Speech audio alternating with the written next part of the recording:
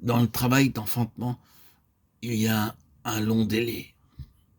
Le temps est long. Le temps est si long. Le Seigneur réclame une telle patience.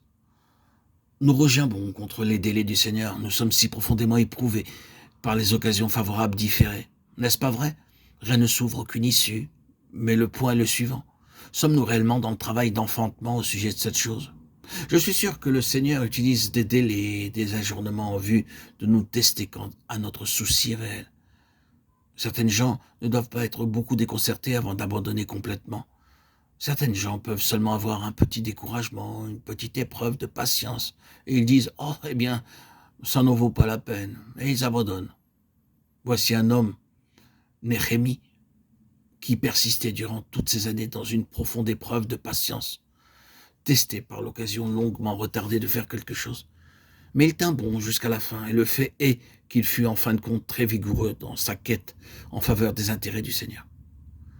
Comment ce long délai, cette occasion favorable différée, vous affecte-t-il? Est-ce que le dessein de Dieu est tellement profond en vous qu'il est plus fort que tous les autres espoirs différés, que tous les autres attentes déçues? L'âme de cet homme, Néhémie, était avide. Oui, son âme était affamée. Je veux dire par là qu'il était toujours très désireux et empressé de faire quelque chose. En faisant quelque chose, il aurait trouvé une réelle gratification et satisfaction et un réel plaisir. Son âme se serait éprise de la liberté de faire des choses. Mais il était affamé dans son âme et amené de plus en plus au point où, si jamais quelque chose allait être fait, ce serait Dieu qui le ferait. Je ne serais jamais capable de faire ceci. C'est là un point important à atteindre. Dieu doit ouvrir cette porte. Dieu doit amener cette occasion favorable.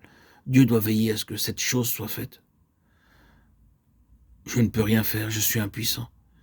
Mais cette inanition de l'âme, combien elle nous coûte. Ah, si seulement nous pouvions faire quelque chose, combien ce serait beaucoup plus facile. Oh, si nous pouvions en faire davantage, combien nous aurions beaucoup plus de satisfaction. Mais c'est là une partie de notre préparation. En fait, c'est de cela que sortent les réelles valeurs spirituelles. Néhémie a eu de la part de ses frères qui revinrent le compte-rendu de l'état des choses à Jérusalem.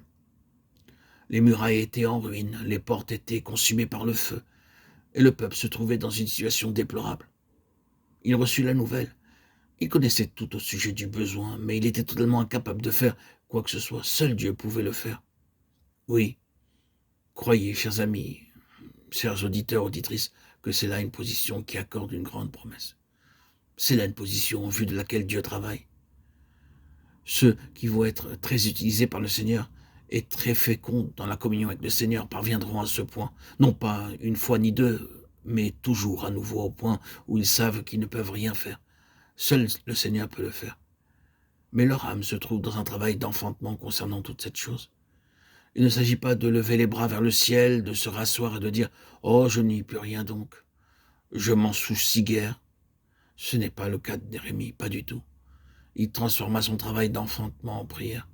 Vous savez que lorsque le travail d'enfantement devient prière, et que la prière est travail d'enfantement, les choses sont très réelles, elles sont très pures, parce que cette sorte de prière et de travail d'enfantement traite tous les éléments liés aux intérêts personnels.